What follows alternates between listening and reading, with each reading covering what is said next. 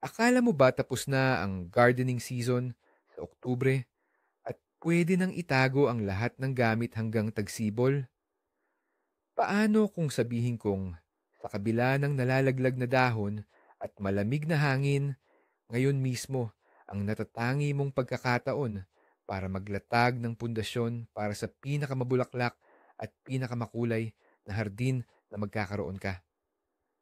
Maraming hardinero ang nagkakamali, ipinagpapabukas ang lahat ng gawain hanggang tagsibol, tapos nagmamadali at nagpapanik para lang matapos ang lahat.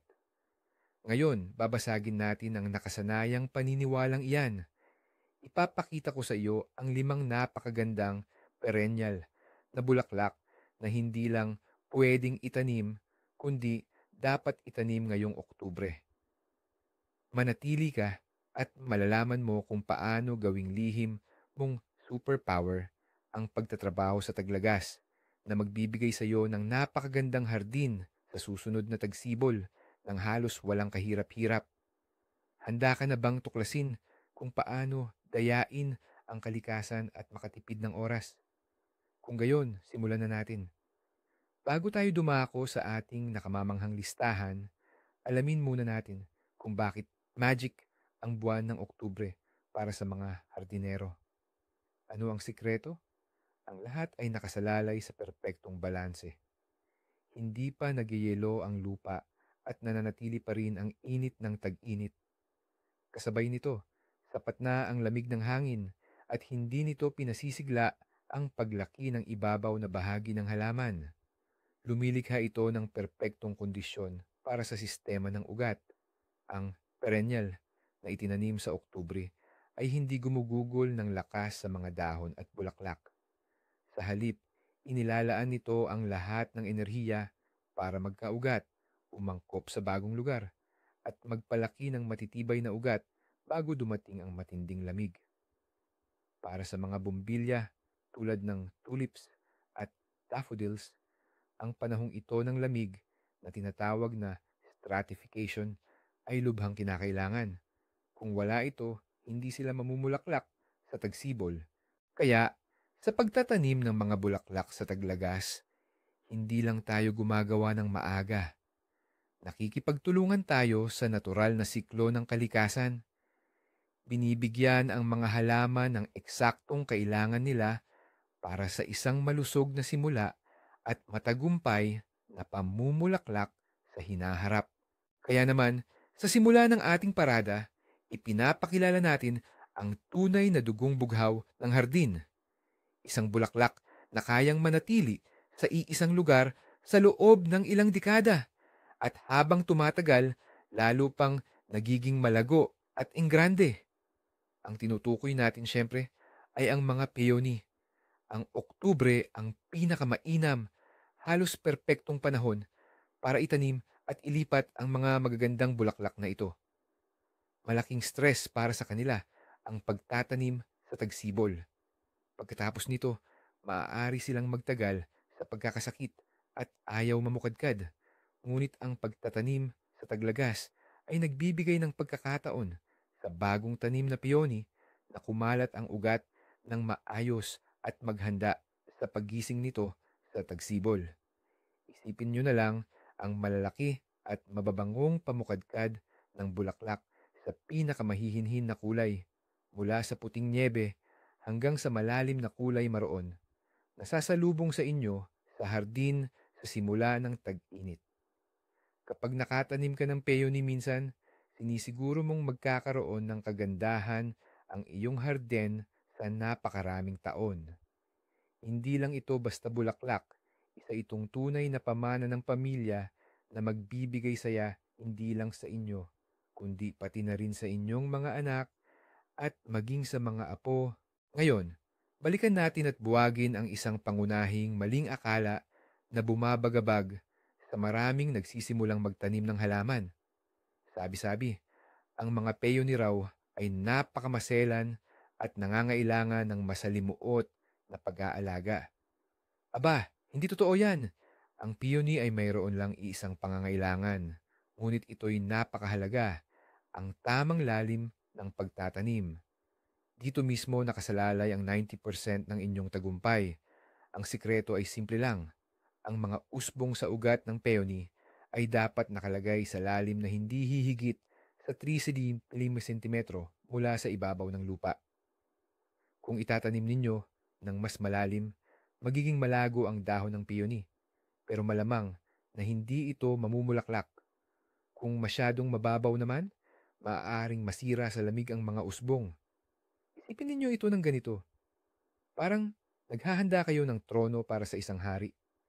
Hindi ninyo siya ililibing o itatago sa ilalim ng lupa, 'di ba? Hanapin sa ugat ng peony ang mga kulay rosas or puting dulo na parang tuka. Yan na mismo ang mga usbong. At ilagay ang mga ito na ang patong ng lupa sa ibabaw ay kasing kapal lang ng 2 daliri ninyo. Ang simpleng alituntunin na ito ang magsisiguro sa inyo ng malago at marangyang pamumulaklak sa loob ng maraming taon. Paano nga ba natin ihanda ng tama ang pagtataniman para sa ating haring peony? Gustong-gusto ng mga peony ang sikat ng araw at hindi nila kinakaya ang labis na tubig na naiipon. Pumili ng pinakamaliwanag na lugar sa inyong hardin kung saan direktang sumisikat ang araw ng hindi bababa sa 6 na oras bawat araw. Ang butas para sa pagtatanim ay kailangan talagang ihanda ng maayos dahil matagal na maninirahan dito ang inyong peony.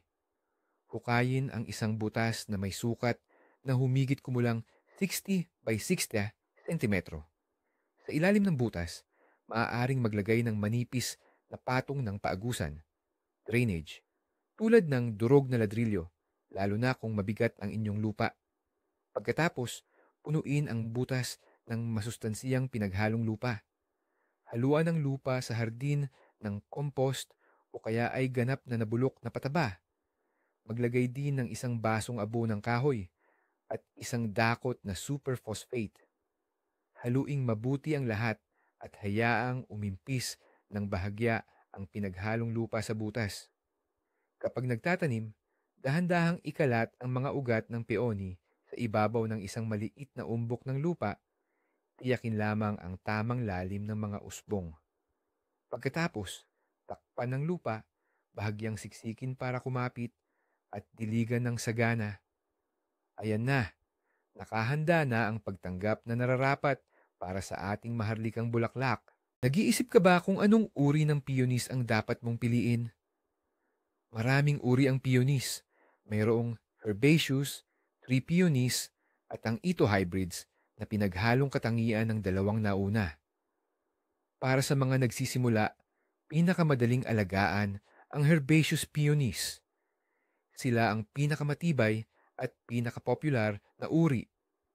Ang mga variety tulad ng Sarah Bernhardt na may malambot, rosas at mabangong mga bulaklak o ang Festiva Maxima na may puting-puting talulot na may bahid ng matingkad na pula ay mga klasikong hindi kumukupas. Pagkatapos, itanim sa buwan ng Oktubre, siguraduhing imulch ang paligid ng tanim gamit ang ping sa kasamtamang sentimetrong kapal ng peat o compost. Ito ay magsisilbing karagdagang proteksyon sa taglamig at makakatulong upang mapanatili ang halumigmig ng lupa. Huwag asahan ang masaganang pamumulaklak sa unang taon. Kailangan ng halaman ng oras upang makapag-adjust. Pero sa ikalawa o ikatlong taon, ipapakita na ng iyong peony ang buong ganda nito at mauunawaan mong sulit ang lahat ng pagod mo noong taglagas. Ito ang pinakakapakipakinabang na puhunan para sa kagandahan ng iyong hardin. Ngayon, dumako na tayo sa pangalawa sa ating listahan. Ang bulaklak na ito ang tunay at hindi matatawarang simbolo ng tagsibol. Kapag iniisip natin ang isang hardin sa tagsibol, sila agad ang pumapasok sa isip, ang matatayog, makikinang, at iba't ibang uri ng tulip. Para sa mga tulip, ang Oktubre ay hindi lamang magandang panahon para itanim, kundi ito ang tanging panahon para doon. Sa malamig na lupa sa panahong ito, dumadaan ang bombilya ng tulip sa kailangan nitong panahon ng pagpapalamig upang sa pagsapit ng tagsibol. Sisibol ito bilang isang malakas at maringal na bulaklak. Ang iba't ibang uri ng tulip ay talagang nakakamangha. Mayroong simple at dobleng talulot, may gilid na parang palawit, may malaliryo, ang parrot tulips na may kakaibang hugis ng talulot, at ang eleganting tulip ni Greg na may pandekораsyong dahon. Sa pagtatanim ng iba't ibang klase ng tulip sa taglagas, makakabuo ka ng isang tunay na simponiya ng kulay na bubuhay sa iyong hardin mula Abril hanggang sa unang bahagi ng tag-init. Pag-usapan natin ang isang malaking sikreto sa matagumpay na pagtatanim ng tulips, isang bagay na madalas binabaliwala ng marami. Ayon sa klasikong patakaran, dapat daw itanim ang bombilya sa lalim na katumbas ng 3 beses ng taas nito. Kalimutan na natin yan. Kung ang hangad mo ay hindi lang isang beses mamulaklak ang iyong mga tulips, kundi bumalik sila taon-taon, itanim mo sila ng mas malalim. Para sa mga malalaking bombilya, ang perpektong lalim ay 20 hanggang 25 centimetros. Bakit kailangan ganoon kalalim? Una, protektado nito ang bombilya mula sa matinding kondisyon ng panahon tulad ng matinding init o lamig. Pangalawa, sa ganoong kalalim, hindi gaanong aktibo ang bombilya sa pagbuo ng maliliit na anak or offsets. Ibig sabihin, hindi ito lumiliit at nakatuon ang lahat ng lakas nito sa pagpapalaki ng isang solong, malaking bulaklak. At pangatlo, isa itong mahusay na panlaban sa mga daga at iba pang peste. Hindi lang nila kayang hukayin ng ganoon kalalim ang lupa. Isipin mo na nagtatago ka ng isang kayamanan. Kung mas malalim mo itong ililibing, mas panatag kang ligtas ito. Para sa mga tunay na mahilig sa bulaklak at hardin, heto ang isang napakagandang ideya. Tinatawag itong tulip lasagna o layered planting. Ang paraang ito ay perpekto para sa mga paso o maliliit na halamanan at ginagawang posible ang tuloy-tuloy na pamumulaklak sa isang maliit na espasyo. Simple lang ang prinsipyo. Magtatanim ka ng mga bumbilya ng tulip sa bawat patong, parang lasagna. Sa pinakailalim ng paso o hukay, ilagay ang mga bumbilya ng tulip na huling mamulaklak. Takpan ito ng isang patong ng lupa. Pagkatapos, ilagay naman ang mga bumbilya ng tulip na may katamtamang panahon ng pamumulaklak. Muling takpan ng lupa at sa pinakaitaas, ang mga bumbilya ng tulip na pinakamaagang mamulaklak. Pagdating ng tagsibol, may mangyayaring tunay na kahanga-hanga. Unang mamumulaklak ang mga tulip sa itaas, ang mga maaga. Kapag natapos na silang mamulaklak, susunod naman ang mga nasa gitnang patong. At ang magtatapos ng palabas ay ang mga huling mamumulaklak na uri. Sa huli, isang paso o halamanan ang mamumulaklak ng mahigit isang buwan at patuloy na nagbabago ang ganda. Napakaganda nitong tingnan kapag pumipili ng mga bumbilya ng tulipan maging mapanuri. Dapat ang mga ito ay matibay, mabigat at walang anumang batik, amag o pisikal na pinsala. Ang base kung saan lumalabas ang mga ugat ay kinakailangang tuyo at matigas. Pansinin din ang panlabas na balat. Dapat itong buo dahil ito ang nagpoprotekta sa bumbilya. Bago itanim, lubhang makakatulong na ibabad ang mga bumbilya sa loob ng 30 minuto sa isang solusyon ng fungicide tulad ng Maxima. Ito ay papatay sa anumang posibleng spore ng fungi at magbibigay proteksyon sa iyong mga tanim laban sa mga sakit. Mahalaga ito lalo na para maiwasan ang tulip breaking virus, ang virus na nagdudulot ng hindi pantay na guhit o batik sa mga talulot at wala itong lunas. Ang malusog na bombilya ay susi sa pagkakaroon ng maganda at malusog na bulaklak. Huwag magtipid sa materyales sa pagtatanim dahil ito ang pundasyon ng kagandahang iyong matatamasa sa hinaharap. Ang ikatlong bida natin ay isang tunay na regalo para sa mga gustong magkaroon ng pinakamaraming ganda ng hindi gaanong pinaghihirapan. Ito ang bulaklak na masasabi mong itanim mo lang, kalimutan mo na. Kilalanin ninyo ang narcissus, maliwanag parang araw at punong-puno ng sigla. Kayang-kaya nitong palayasin ang anumang lungkot sa isang tingin pa lang. Pero ang pangunahing kagandahan nito ay hindi lang sa anyo, kundi sa kahangahangang tibay at pagiging madaling alagaan. Ang totoo, ang mga bulbo ng narcissus ay naglalaman ng alkaloids at nakalalason sa mga daga. Ang mga daga, bubwit, at iba pang mapanirang peste ay iniiwasan ng narcissus. Kaya kung ang inyong bakuran ay pinupuntirya ng mga pesteng ito, ang narcissus ang inyong numero unong pagpipilian. Kapag itinanim ninyo sila sa Oktubre, makakasiguro kayong sa tagsibol ay masisilayan ninyo ang kanilang masiglang pamumukadkad at hindi ang mga hukay na gawa ng mga peste. Paano mo mapapalabas ang pinakamagandang ganda ng iyong mga daffodils? Mayroon kaming simpleng trick para dyan. Huwag na huwag silang itanim ng isa-isa or sa tuwid na linya na parang mga sundalo sa parada. Hindi ito natural at nakakasawa tingnan. Ang mga daffodils ay mas maganda tingnan kapag magkakasama, lumilikha ng ilusyon na sila'y natural na tumubo sa isang parang o damuhan. Para makamit ang ganitong epekto, gamitin ang tinatawag na handful method. Kumuha ng 5 hanggang 7 piraso ng bumbilya sa iyong kamay at dahan-dahan itong ihagis sa lugar na nais mong pagtaniman. At itanim sila mismo kung saan sila bumagsak. Sa ibang lugar ay mas siksik, sa iba naman ay mas maluwag. Ang ganitong pamamaraan ay lumilikha ng mga napakagandang asymmetrical na grupo na parang likas na umusbong at hindi disenyo ng tao. Lalong nakakaakit ang mga ganitong parang kapag nasa ilalim ng mga puno o sa gitna ng malawak na damuhan. Ito ang simpleng paraan para bigyan ng alindog ang iyong hardin na parang isang ligaw at di nagagalaw na halamanan. Ngayon, narito ang pinakamahalagang patakaran sa pag-aalaga ng narcissus, isang pagkakamaling sumisira sa mas maraming bumbilya kaysa sa lahat ng sakit at peste na pinagsama-sama. Pagkatapos, mamulaklak ng narcissus, huwag na huwag mong putulin ang mga dahon nito. Alam kong malaki ang tukso na alisin ng mga nalalantang at hindi nakaaya-ayang luntiang ito. Ngunit hindi ito dapat gawin, kailanman.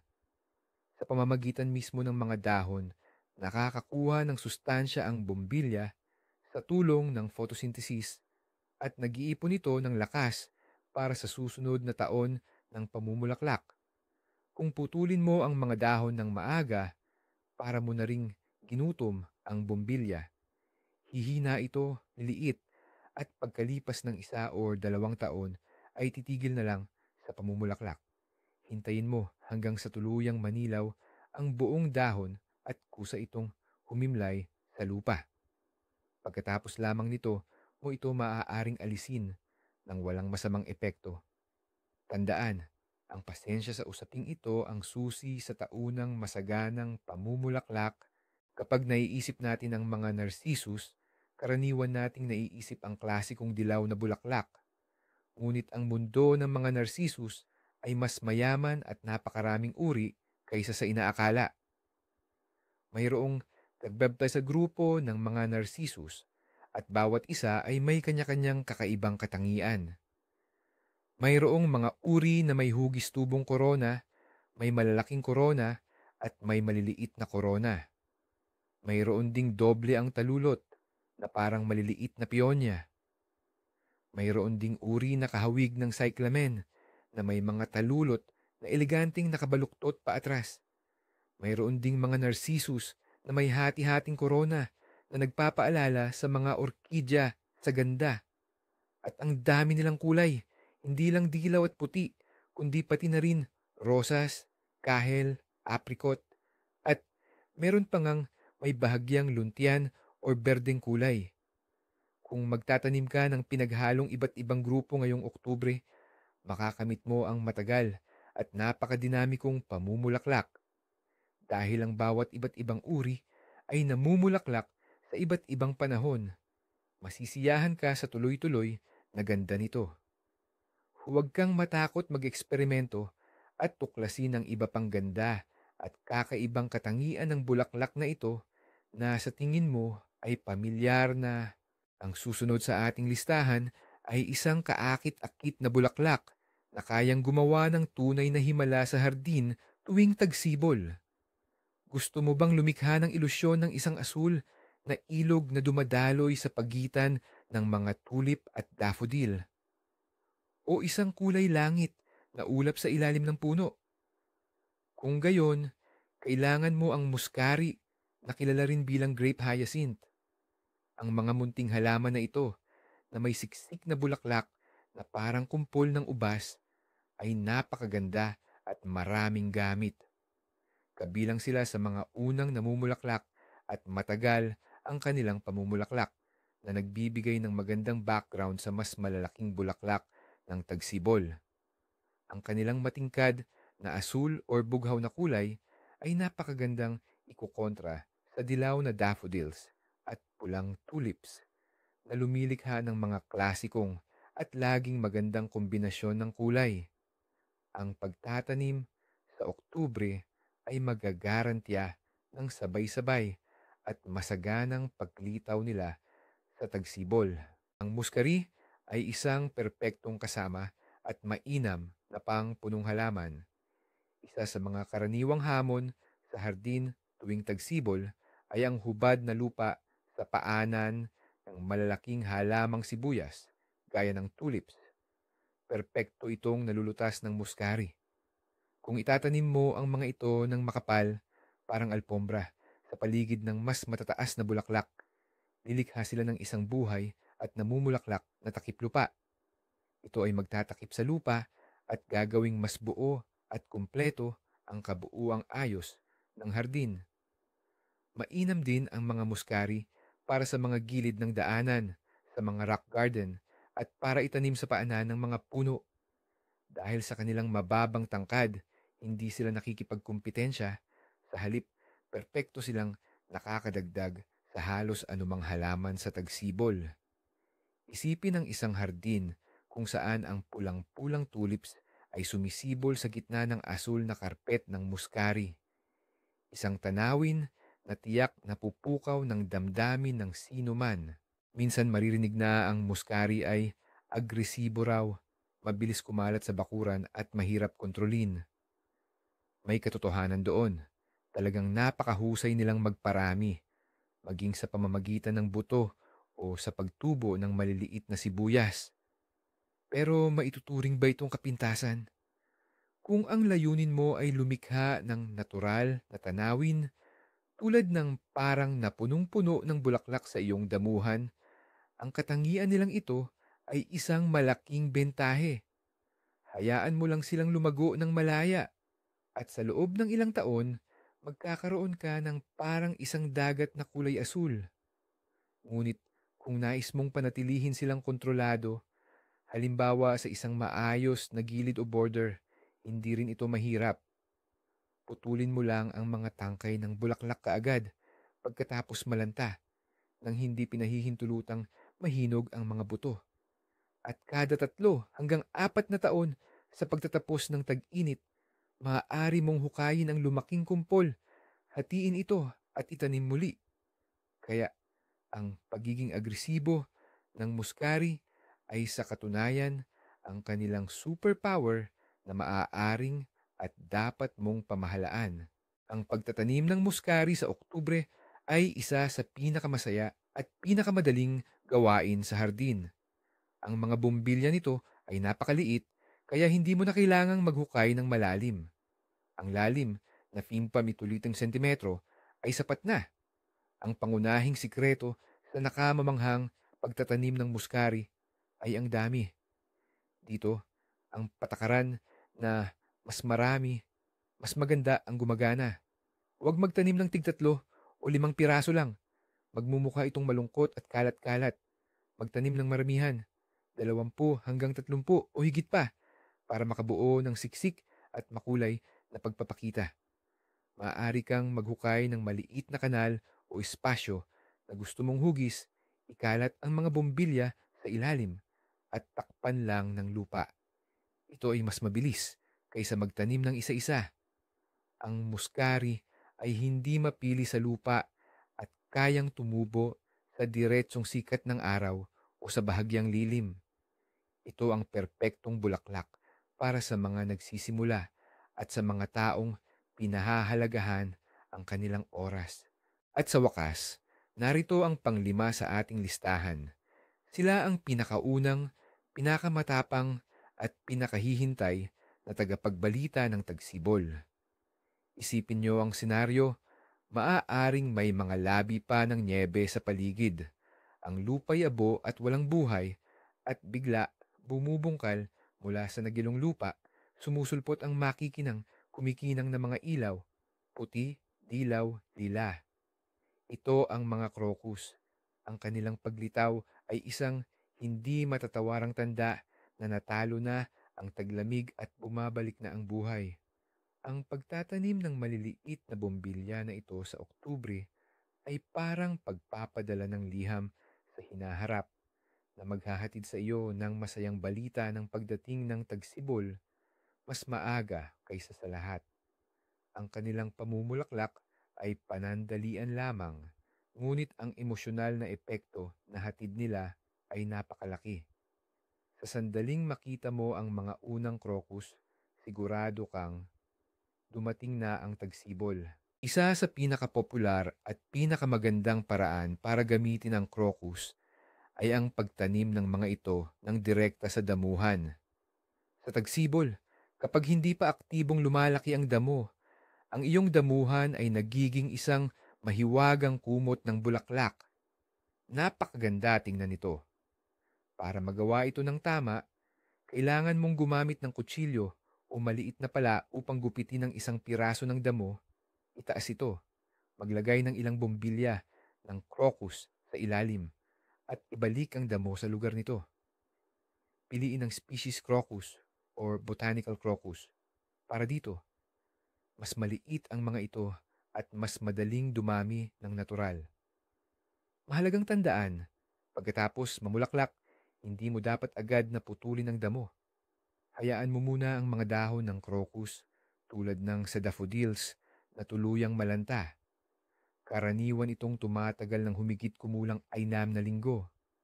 Kaya kailangan mong ipagpaliban ang unang paggupit ng damo. Ngunit maniwala ka, sulit ang tanawin. Ang lahat ng crocus ay nahahati sa dalawang pangunahing grupo, ang mga botanical o species crocus at ang mga large-flowered Dutch hybrids. Ano ang pagkakaiba nila? Ang mga botanical crocus, halimbawa ang Crocus thomasinianus, ay mas maliliit at mas pino ang bulaklak. Sila ang pinakaunang namumulaklak at napakabilis dumami na sa paglipas ng panahon ay lumalaki at nagiging malalaking kumpol. Ang mga ito ay perpekto para sa naturalisasyon sa damuhan o sa ilalim ng mga puno. Samantala, ang mga large-flowered hybrids, gaya ng ipinahihiwatig ng pangalan, ay may mas malaki at mas kapansin-pansing bulaklak na may matingkad na kulay. Ngunit medyo huli silang mamulaklak at hindi kasing bilis dumami. Bagay na bagay sila sa harapan ng mga flower bed, sa mga rock garden o sa mga paso. Para sa pinakamagandang epekto, mas mainam na itanim ang parehong uri. Ang mga botanical crocus ang magbubukas ng panahon ng pamumulaklak habang ang mga large-flowered naman ang magpapatuloy at magpapatingkad dito. Ang mga crocus ay mayroong isang maliit na problema. Ang kanilang mga bombilya ay paboritong-paborito ng mga daga. Napakasakit sa loob na magtanim ka ng daan-daang bombilya sa taglagas. Tapos pagdating ng tagsibol, wala kang makitang kahit isang bulaklak. Paano mo nga ba poprotektahan ang iyong kayamanan na ito? Mayroong ilang paraan. Ang pinakasiguro ay ang paggamit ng mga espesyal na basket na may butas-butas o net para pagtaniman ng mga bumbilya. Itatanim mo ang mga bumbilya sa loob ng mga basket na ito at hindi lang basta makakapanalanta ang mga peste. Isa pang paraan ay ang maglagay sa hukay habang nagtatanim ng anumang bagay na matulis, gaya ng mga dahon o karayom ng pino. O kaya naman ay may matapang na amoy tulad ng kaunting pamahid ng Wisniewski. Ang ilang hardinero naman ay pinapayo na budburan ng pulang sili ang mga bumbilya habang itinatanim. Anuman ang iyong piliing paraan, ang kaunting pag-iingat at paghahanda sa buwan ng Oktubre ay makakatulong sa iyo upang siguradong masilayan at masisiyahan sa ganda ng malambot at nakakaantig na pamumulaklak ng mga krokus sa pagsapit ng tagsibol. Kaya, para buo din ang lahat, ang peonies, tulips, daffodils, muscari at crocuses, ito ang ating Fantastic Five na siyang magpapalit sa iyong pagtatrabaho ngayong taglagas tungo sa purong mahika. Sa paglaan lang ng ilang oras ngayong Oktubre, hindi lang simpleng pagtatanim ng bulaklak ang ginagawa mo. Gumagawa ka ng matalinong investment para sa kagandahan ng iyong hardin. Nakakatipid ka pa ng mahalagang oras sa tagsibol at sa pakikipagtulungan mo sa kalikasan, binibigyan mo ang mga halaman ng perpektong simula. At heto ang pinakamahalagang twist. Habang iniisip ng karamihan na tapos na ang panahon ng paghahardin, ikaw, dala ang kaalamang ito, ay humahawak ng pala at lumilikha ng mahika. At sa susunod na tagsibol, kapag ang iyong hardin ay lulutang sa kulay at bango, habang ang mga kapitbahay mo ay nagsisimula palang magtanim, ikaw naman ay magpapahinga na lang at magkakape. Mauunawaan mo na ang pangunahing sikreto ng isang hardinero ay hindi ang malaalamat na green thumb, kundi ang tamang pagpaplano at kaalaman sa ganitong maliliit ngunit napakahalagang diskarte. Maraming salamat sa pagtapos ninyo sa panonood ng video na ito. Kung naging kapaki-pakinabang ito para sa inyo, huwag kalimutang i-like at mag-subscribe sa channel para hindi mapalampas ang mga bagong sikreto sa paghahardin. At ngayon, may tanong ako para sa inyo. Anong mga perennial ang plano ninyong itanim ngayong taglagas?